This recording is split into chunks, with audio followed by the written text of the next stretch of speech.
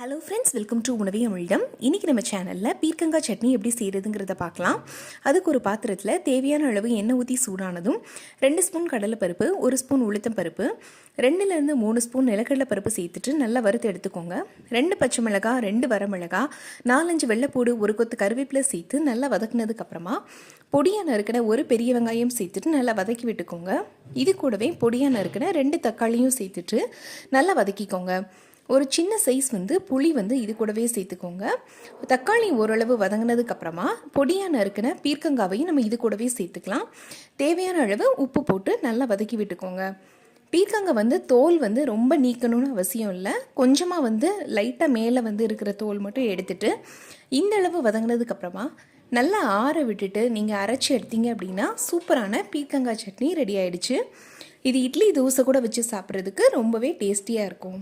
Thank you.